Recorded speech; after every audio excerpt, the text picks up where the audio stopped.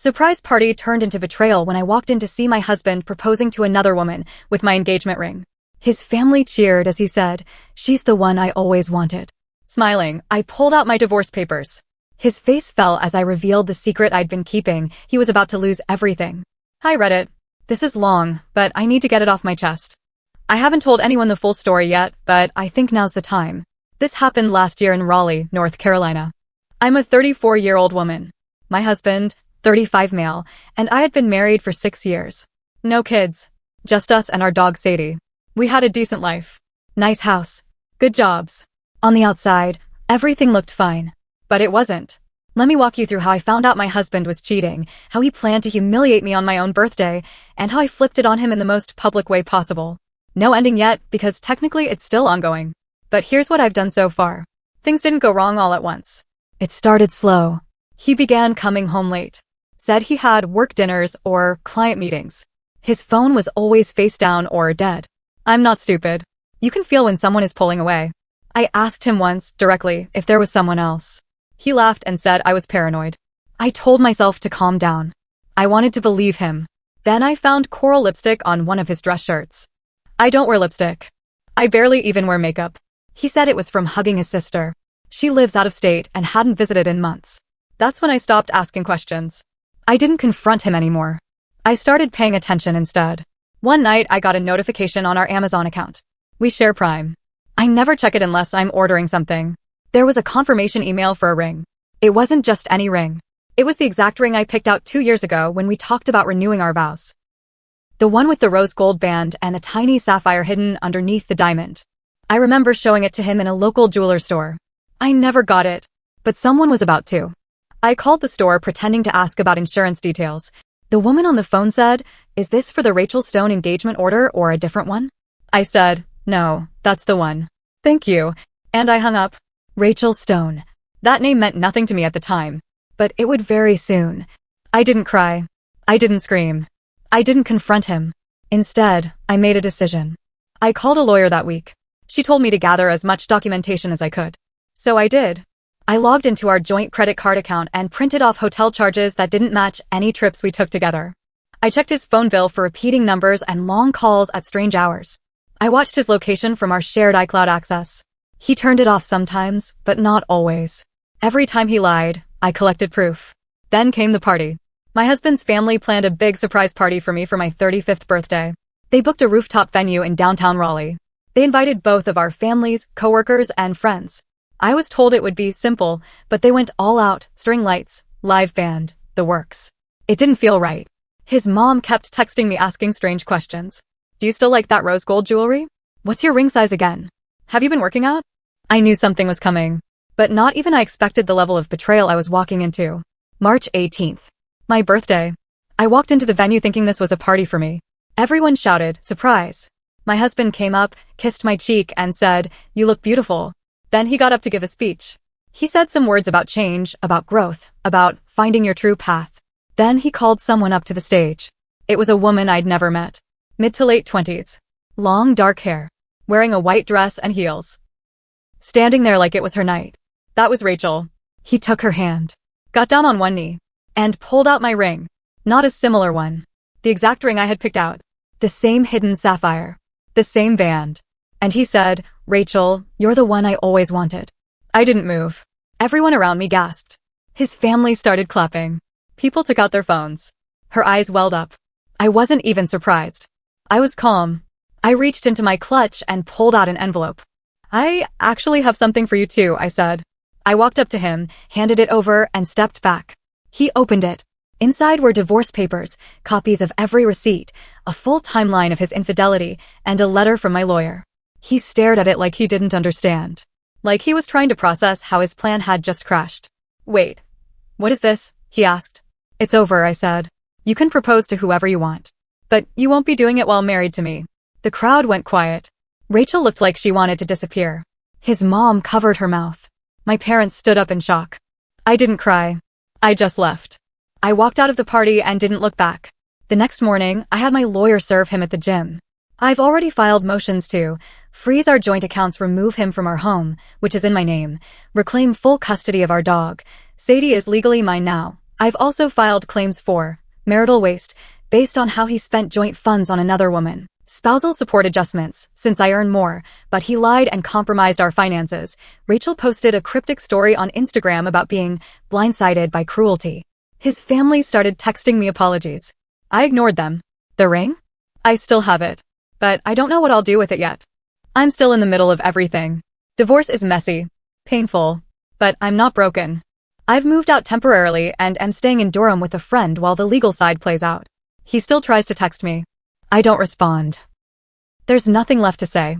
He made a choice. Now I'm making mine. A few days after the party, I got a call from a woman named Cassie. Never heard of her before. She said, "I don't know if you know who I am, but I think we need to talk." She had seen the video. Yes, someone posted a clip of the party on TikTok. It got over 200,000 views before it was taken down. The caption said, "When the wife shows up to her own birthday and catches her husband proposing to another woman with her own ring." That's how Cassie found me. She was dating Daniel too. They met 6 months ago at his gym. He told her he was separated, but living with his soon-to-be ex-wife. Said I was toxic and controlling, and that he just needed time to move out. She had no idea he was still sleeping in the same bed as me. That we still shared meals. That we had just gone to a wedding in Asheville a month earlier as a couple. She cried on the phone. I didn't. I just felt hollow. So now there were 2 women. Rachel and Cassie. And me. The wife. 3 women. 1 man. And somehow we were all in the dark. Cassie sent me screenshots. Messages. Photos. Voice notes. All recent. And the wildest part? Daniel told her, just days before the party, that he wasn't sure about Rachel. That if things didn't work out, he might try again with me. He literally said, "Bella's safe. She won't leave. She never leaves." I read that line 5 times. He thought I was a fallback. A backup plan if his shiny little affair didn't pan out. That's when the numbness left. And the anger came back full force. Around the same time, my lawyer called. She said, "We may have a bigger problem. Or a better weapon, depending how you look at it." Turns out, Daniel had opened a second bank account. Not just that, he was funneling money from our joint account to it in small amounts, trying to hide the trail. He used it to pay for Rachel's rent. Yes, he was covering her rent. A trip to Miami with Cassie. I got the receipts. Jewelry and spa days for both of them, all while telling me we needed to tighten our budget. All this was marital fraud. Which means not only was he cheating, he was also financially screwing me over behind my back.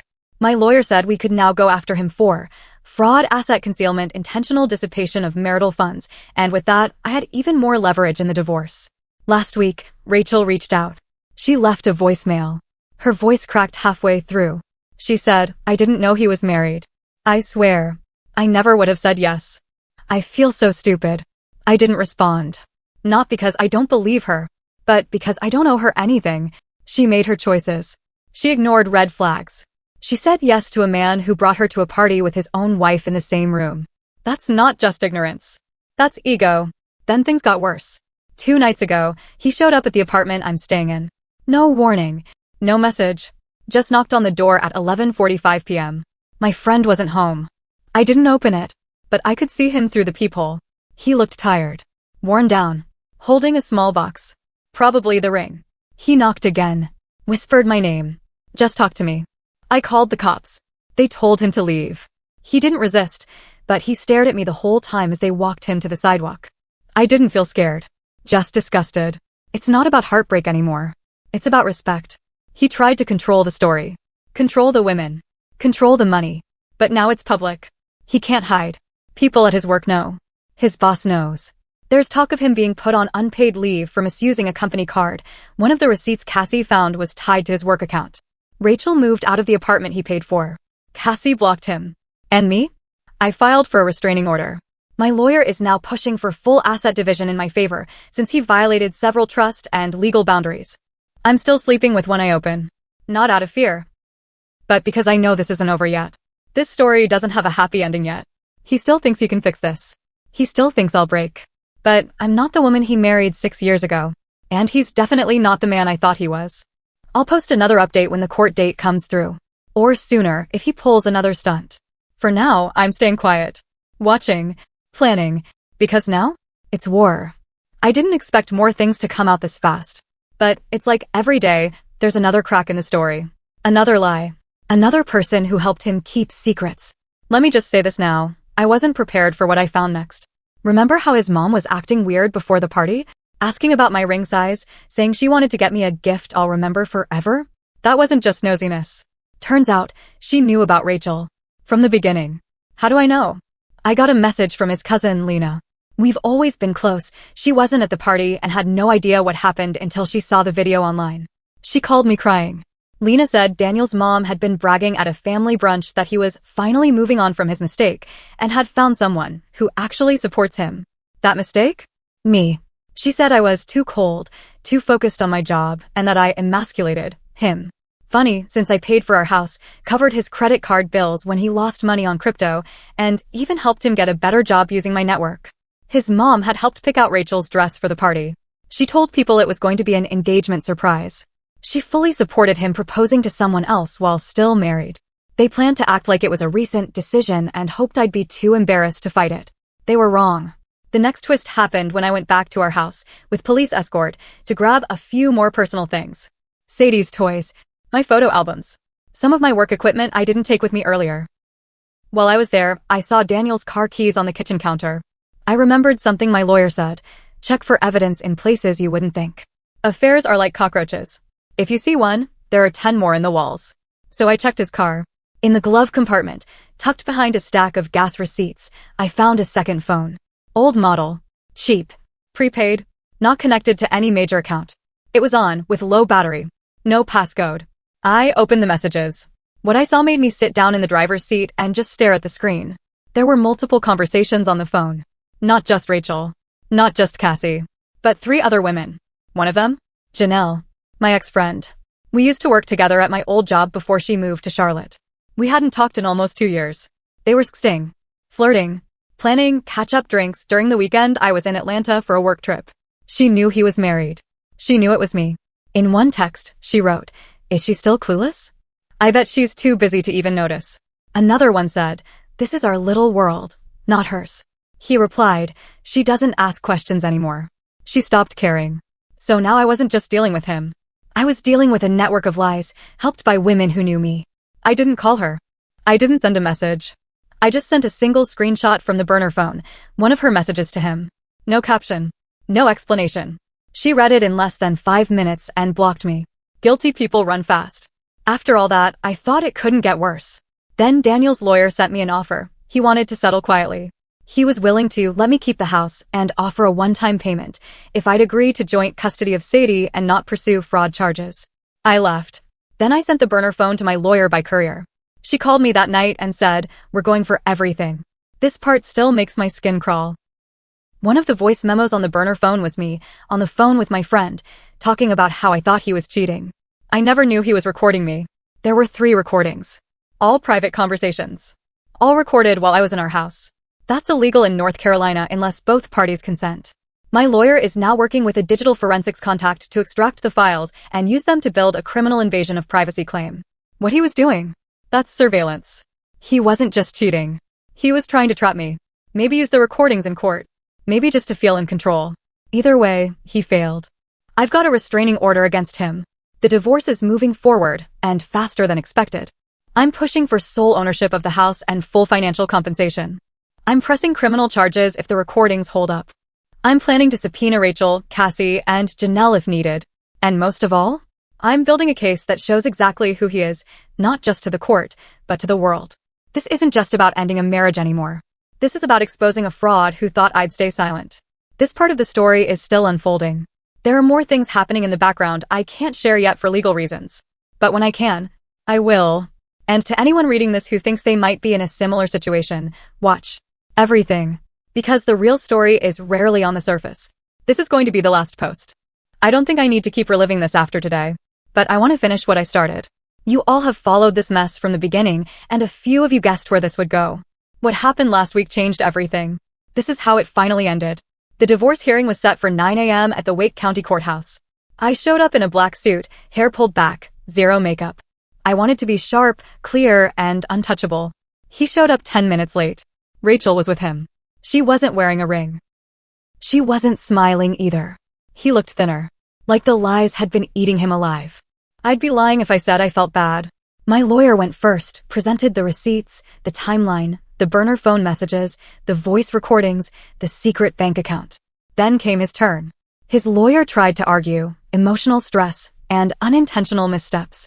He said Daniel was pressured by family expectations and had made poor decisions, but always loved his wife. Not loved me. Loved his wife. As if I was still just sitting at home, waiting for him to get it together. Then the judge asked if either party had a final statement before she ruled. Daniel stood up. He turned to me. I know I've done horrible things, he said. But I never thought she'd actually leave. That sentence hit harder than anything else.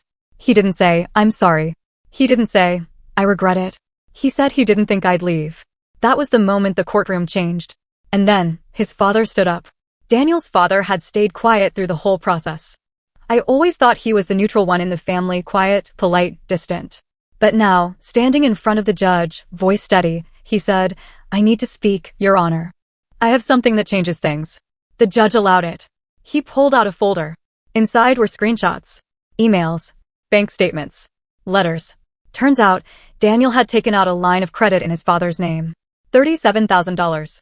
To fund his new life with Rachel. And part of it had already gone into furnishing an apartment in Durham, a place I didn't even know existed.